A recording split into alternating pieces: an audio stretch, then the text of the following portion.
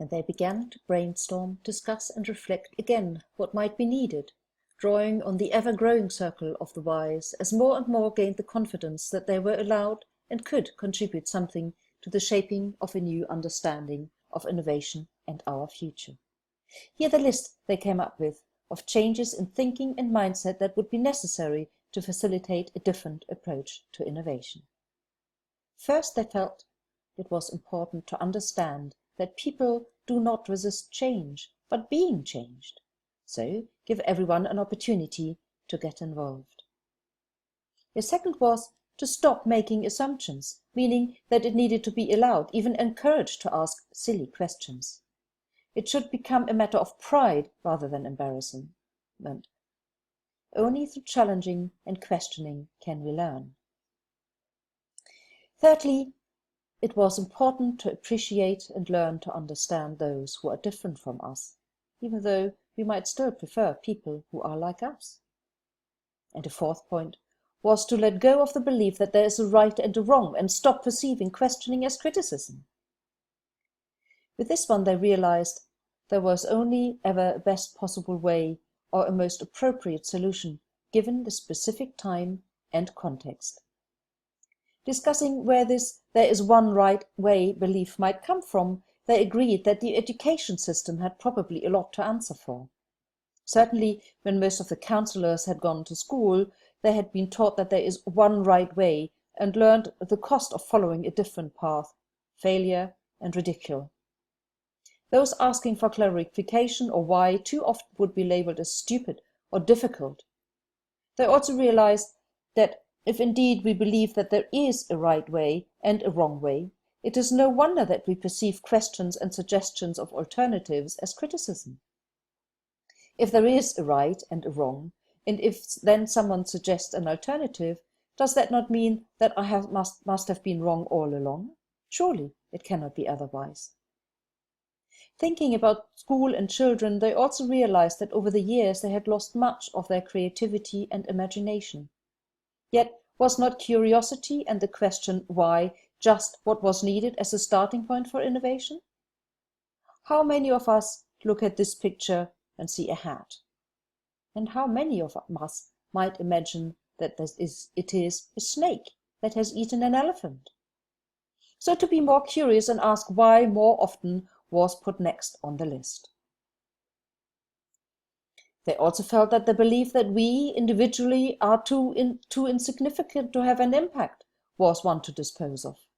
After all, we are not only responsible for the things we do, but also for the things we do not do.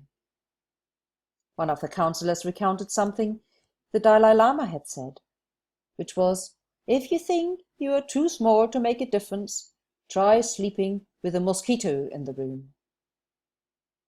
Another item they added to the list was to help people lose the fear of failure. One of them spoke up, "I think that is just so important. We often hear it said that fear is the worst enemy of innovation, yet have you thought about why that is?" The others leaned forward, curious about what she had to say. She said, "I've come across something that really helped me to get my head around this. It is about the red brain, blue brain analogy. In a very simplified way, let's think of our brain of having two parts, the old or limbic part of the brain called amygdala, which I will refer to as the red zone, and the new part of our brain, the prefrontal cortex, which I'll refer to as the blue zone. It is important to know that the amount of energy available to our brains is fixed, and that energy is available to either the red zone or the blue. It cannot be in both parts at the same time. Whether the energy is in the blue or the red part of our brain depends on what we experience at that moment. We are in the red zone when we feel physically threatened, experience fear, anxiety, or guilt, if we perceive a lack of clarity, being judged or threatened, treated unfairly, feeling rejected or excluded, or are not listened to and just told how to think. All of this triggers the fight or flight reaction, where the body releases stress hormones, increases our heart rate, and increases blood flow to the skeletal muscles. The red zone is focused on self, is the seat of anger, fear, and depression, and it is about impulses and desires. It is where low-order learning, as it is called, takes place. This means it is about memorizing rather than applying knowledge, and most importantly for innovation, if we are in the red, we resist change. The blue zone, on the other hand, is triggered more or less by conditions opposite to the ones just described, when we feel safe, respected, trusted, loved, being listened to, getting authentic attention, being acknowledged and included, having clarity and permission, experiencing generosity, and where others show vulnerability. The blue zone is about reflection, managing our impulsive desires. It is the seat of affiliation, generosity and goodwill, and the home of imagination and creativity. When we are in the blue, high-order learning takes place, the kind of learning where we apply knowledge in different contexts and combine things to create something new. Why is this red brain, blue brain important in the context of innovation? How many people in your organization consider themselves to be highly creative and innovative? In most organizations, it is not many.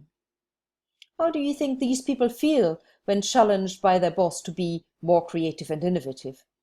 Where will the energy in the brains be, red or blue? If I understand that most people do not feel particularly creative and innovative, and will therefore feel threatened by a call for more innovation, and if I know that diversity is essential for successful innovation, then I can explain that innovation is something that offers everyone an opportunity to get involved and contribute with exactly who and what they are. If they are right that embracing uncertainty and ambiguity is outside the comfort zone of many people, which do you think that will be triggered when asked to be more innovative? Red indeed. Perhaps we can get them back into the blue zone by doing the following. First, acknowledge and accept difference and personal tolerance of risk, uncertainty and ambiguity. Secondly, involve them by asking their views and listen to them with an open mind, which includes staying calm when they share their views. Thirdly, show respect for what is currently in place. They might have been the one putting it there. Fourth, providing clarity about why we are trying, what we are trying to achieve, for example, by making our innovation as real as possible, be it through storytelling or prototypes. And finally, don't forget laughter. Laughter dissipates tension and enables the connection of new synapses in our brain. They continued their list. To introduce more fun. What was air travel like before Virgin started to mix up the industry? Richard Branson introduced the concept of fun into flying. How about if we start introducing the concept of fun into more aspects of our life? How about having fun at work? Well, it is actually not as daft as you might think, particularly not if we want innovation. Laughter is the only human activity that makes all kinds of different parts of our brains light up, and as we mentioned before, it helps to create new connections. A further item that was added to the list was to inspire others to innovate. Try telling people innovate. Don't be surprised if that doesn't work. As Antoine de Saint-Exupéry, an author and pilot who lived between 19 and 1944, said in his book The Little Prince, "If you want to build a ship, don't drum up people together to collect wood, and don't assign them tasks and work, but rather teach them to long for the endless immensity of the sea." So don't talk about innovation, inspire people and give them the space and resources, together with some direction, and innovation will happen. By the way, did you know that McKinsey wrote in their 2007 report on innovation that leadership is the best predictor for innovation performance? Another truly important point they added was to develop a new understanding of our world. The world is not flat in the sense that Columbus feared, but he had to experience this fact before being able to accept and believe it. Perhaps today's equivalent of letting go of the belief that the world is flat would be to truly accept that everything really is connected. Did you know that a picture of a brain cell looks pretty much like a picture of the universe?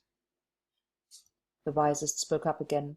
I'm very pleased you brought this up. I think if we truly accept that all is connected, we will be more careful and considerate about our actions. Indeed, what does this connectedness mean for us as individuals? Can we still sit back and do nothing with the argument that I alone cannot change anything anyway, waiting for someone else to take actions? I don't think so.